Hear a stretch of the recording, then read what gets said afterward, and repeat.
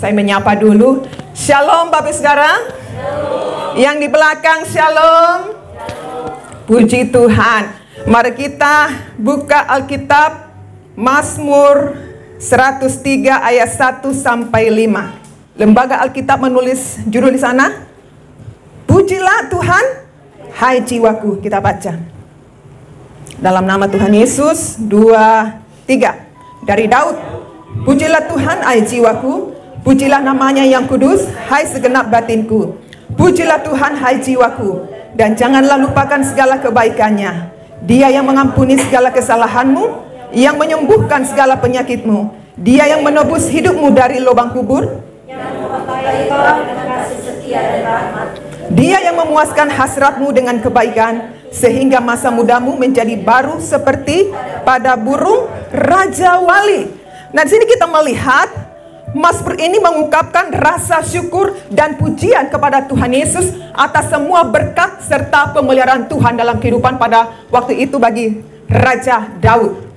Mazmur ini mengungkapkan rasa syukurnya dan pujian kepada Tuhan atas semua berkat dan pemeliharaan Tuhan atas hidupnya, atas pribadi Daud pada waktu itu. Nah, di sini menjadi pertanyaan adalah, yang menjadi pertanyaan saudara dan saya, waktu kapan kita bersyukur dan menaikkan pujian kepada Tuhan?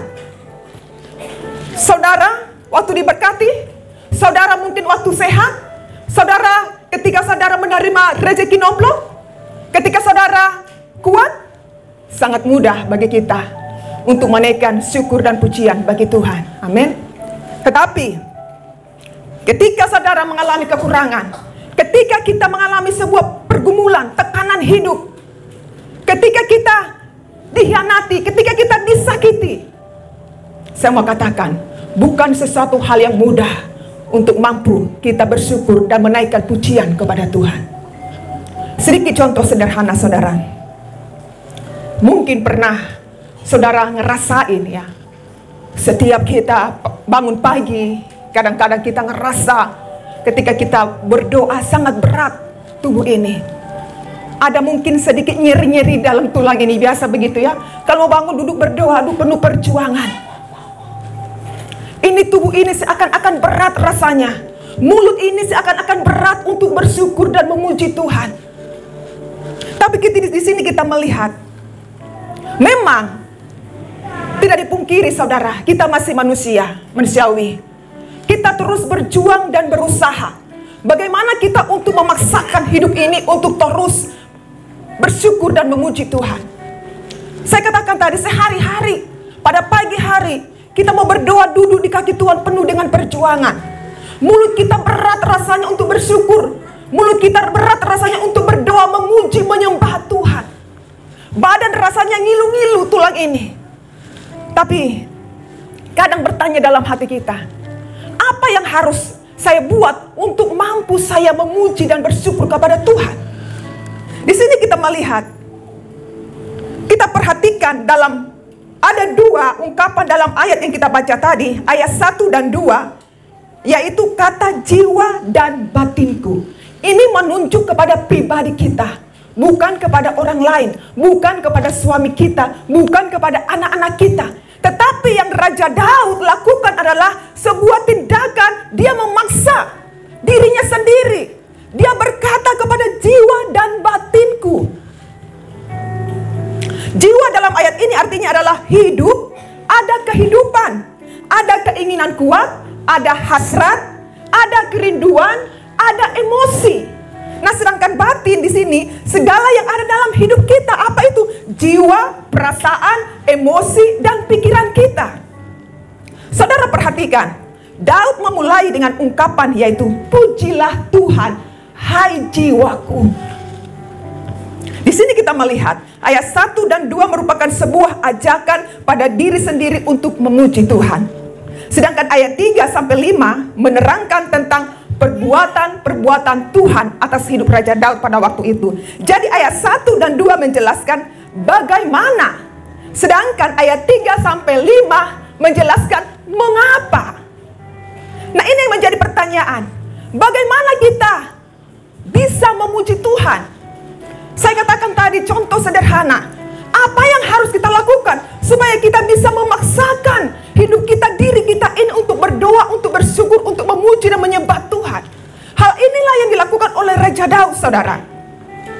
Bagaimana kita memulai? Yaitu dari diri sendiri.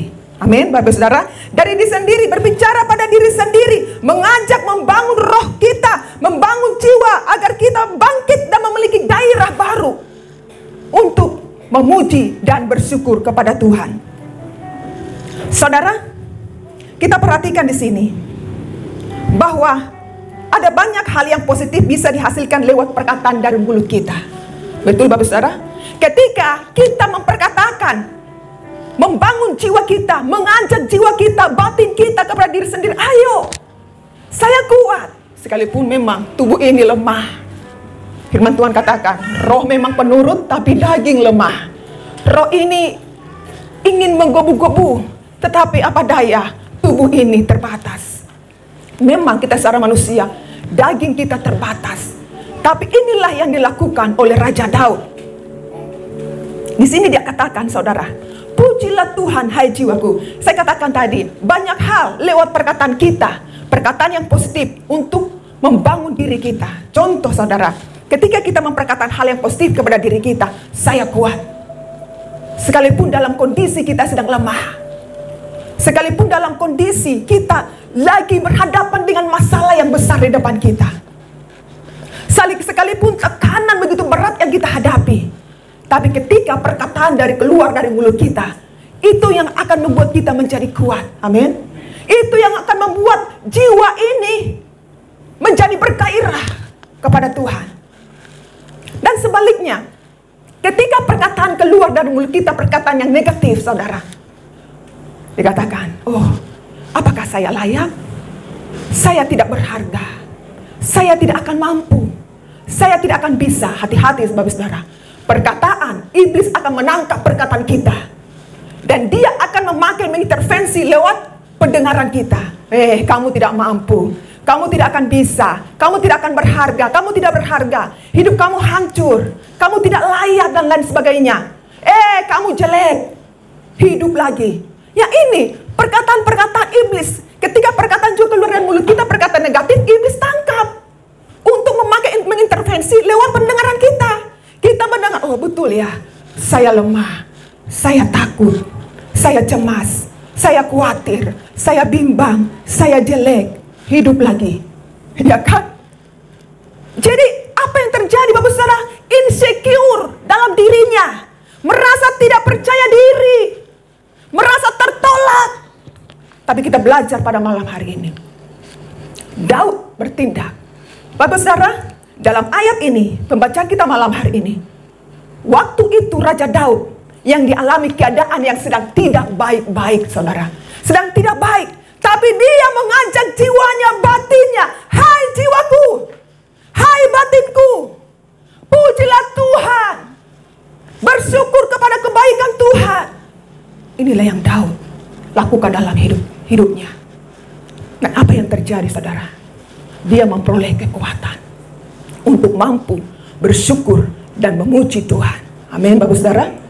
Dan hal yang sama juga kita alami. Sekalipun daging ini mungkin sepanjang hari kita sudah capek, kita istirahat, kita bangun pagi penuh dengan perjuangan, tapi kita berusaha.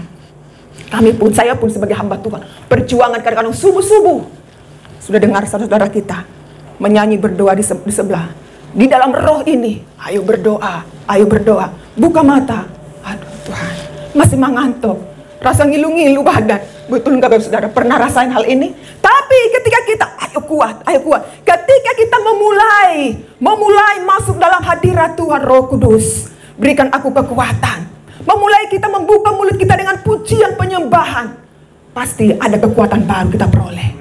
Ada sukacita, ada gairah. Inilah Daud, dia lakukan dalam dirinya sendiri, Bapak Saudara. Amsal 16 ayat 24 di sana berkata, perkataan yang menyenangkan adalah seperti sarang madu, manis bagi hati dan obat bagi tulang-tulang. Amin. Ketika kita memperkatakan hal yang positif, itu yang menjadi obat bagi jiwa kita, obat bagi tulang-tulang kita. Saya diberkati, saya kuat, hidup saya berharga. Sekalipun masalah besar, perekonomian kita tidak stabil, saya percaya usaha saya diberkati Tuhan, keluarga saya diberkati oleh Tuhan, saya kuat, saya akan mampu. Ketika kita perkataan itu dalam Amsal tadi, itu akan menjadi obat bagi tulang-tulang kita. Dan di sini kita melihat apa yang dilakukan oleh Daud. Ayat 1-2 jelas termasuk membangun, mengajak jiwa dan batinnya sendiri untuk memuji Tuhan. Dan dia mampu bersyukur buat segala kebaikan Tuhan, sekalipun keadaan yang dialami oleh Raja Daud pada waktu sedang tidak baik, saudara. Yang kedua, mengapa kita bersyukur dan memuji Tuhan? Mengapa kita bersyukur dan memuji Tuhan? Kita perhatikan di dalam ayat 3-5 di sana dikatakan, dan inilah yang Daud lakukan. Mengapa dia bersyukur dan memuji Tuhan? Alasannya adalah dia mengingat segala kebaikan Tuhan. Kita akan memiliki alasan yang kuat untuk bersyukur dan memuji Tuhan Yesus ketika kita mengingat kebaikan Tuhan. Kebaikan apa saja yang Tuhan sudah perbuat atas hidup saudara dan saya? Yaitu pengampunan. Ayat 3 bagian A di sana dikatakan pengampunan. Nah, ini kita perhatikan, bukan sebuah kebetulan saudara jika kata pengampunan ada pada daftar teratas. Pengampunan adalah kebutuhan setiap manusia. Karena persoalan terbesar dalam hidup manusia adalah dosa dan pelanggaran, kejahatan dan pelanggaran. Dan semua ini telah diselesaikan oleh Yesus Kristus di atas kayu salib. Daud berkata di dalam Roma pasal 4 ayat 7, berbahagialah orang yang diampuni pelanggaran-pelanggarannya dan yang ditutupi dosa-dosanya. Amin. Saudara, bukan hanya dosa kita ditanggungnya, tetapi juga Yesus menyembuhkan penyakit saudara dan saya. Kita perhatikan di ayat 3 bagian B. Penyakit kita disembuhkan. Bukan hanya dosa kita ditanggungnya di atas kayu salib, tapi kutuk-kutuk sakit penyakit telah disembuhkan oleh Yesus. Penyakit ini bukan hanya berbicara penyakit jasmani, tetapi ini penyakit juga yang dimaksud adalah hawa nafsu, iri hati, luka batin, trauma, depresi, insecure, putus harapan. Inilah yang ditanggung oleh Yesus. Bahkan yang tadinya kita tidak memiliki masa depan yang penuh pengharapan, tetapi di sini kita melihat saudara bahwa Yesus telah menanggungnya lunas di atas kayu salib. Dia yang menebus, membebaskan, memulihkan hidup saudara dan saya. Bersyukurlah kepada Tuhan, karena Dia sang pemilik hidup saudara dan saya, yang telah menyelamatkan kita, yang telah menebus, membebaskan, menyembuhkan, dan memulihkan hidup saudara dan saya. Sehingga saudara dan saya mempersembahkan hidup, sehingga saudara dan saya tetap memiliki alasan yang kuat untuk mempersembahkan hidup kita ini sebagai persembahan apa? Sebagai persembahan yang hidup, yang kudus, dan yang berkenan. 3 hal ini. Inilah sebuah alasan yang kuat supaya hidup kita ini kita persembahkan kepada Yesus. Karena Yesus sudah menanggungnya di atas kayu salib, segala dosa-dosa, segala kutuk-kutuk, sakit, penyakit di atas kayu salib. Dan inilah yang Tuhan mau, supaya kita mempersembahkan hidup kita, persembahan yang hidup, yang berkenan, yang kudus dan yang berkenan kepada Tuhan. Roma 12 ayat 1 sana dikatakan, karena itu saudara-saudara, demi kemurahan Allah, aku menasihatkan kamu, supaya kamu mempersembahkan tubuhmu sebagai persembahan yang hidup, yang kudus dan yang berkenan kepada Allah. Apa sana dikatakan? Itu adalah ibadahmu yang sejati. Amin. Berikan tepuk tangan bagi Tuhan kita Yesus Kristus. Kita siap melalui hidup kita ini untuk menyenangkan hati Tuhan. Karena hidup kita ini telah ditebus oleh darah Yesus yang mahal di atas kayu salib. Inilah sebuah alasan yang kuat mengapa kita terus berjuang.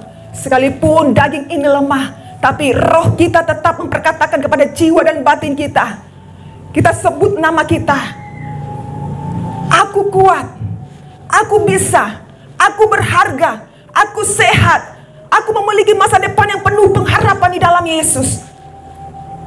Nah, ini yang kita akan terima daripada Tuhan. Yang setuju katakan amin. Saudaraku, mari kita memiliki hasrat dan kerinduan yang dalam datang kepada Tuhan Yesus Kristus, dan engkau menerima kekuatan baru dalam hadirat-Nya. Amin. Tuhan Yesus memberkati.